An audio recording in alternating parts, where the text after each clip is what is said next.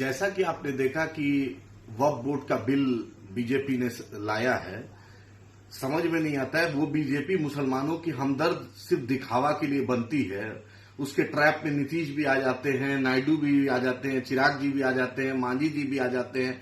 और जब अपने इलाकों में जाते हैं, बिहार में, आंध्रा में, गया में, चिराग जी बिहार में आते हैं तो मुसलमानों की हिमायत की बात करते हैं। ये बिल टोटल मुसलमानों के खिलाफ है। मुसलमानों से आरएसएस और बीजेपी की दुश्मनी दिखाती है कि मुसलमान की कोई भी उन्नति प्रगति ये देखना नहीं चाहते हैं।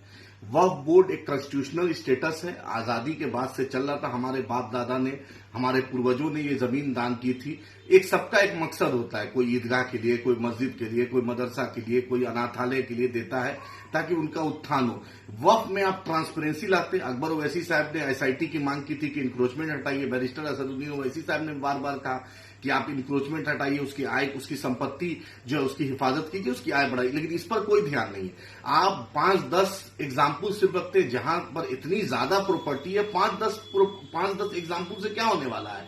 उस नीतीश जी सबसे बाद आपके ललन सिंह कल तक अमित शाह को इतना गाली दे रहे थे। अमित शाह, नीतीश जी ललन सिंह की एंट्री बंद कर रहे थे, ललन बाबू एंट्री बंद होगा, और नीतीश जी इतना गाली दे रहे थे। आज ललन जी और अमित शाह जी में ऐसी क्या दोस्ती हो गई जो ऐसी वकालत वो इस बिल का कर रहे थे जैसे कि वो बीजेपी के प्रवक्ता बन गए हैं।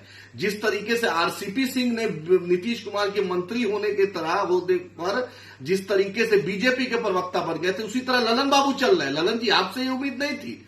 आप इतने पुराने सीनियर मेंबर ऑफ पार्लियामेंट है, और सबसे बड़ी बात, नीतीश जी का एक भी स्टेटमेंट नहीं आया। तेजस्वी जी, आपके मेंबर ऑफ पार्लियामेंट ने लोकसभा में नहीं खुल के बोला। ट्वीट करने से नहीं होगा। मुसलमानों के मुद्दे पर जिस तरीके से बैरिस्टर असदुद्दीन ओवैसी साहब बोलते हैं उस तरीके से बोलना पड़ेगा।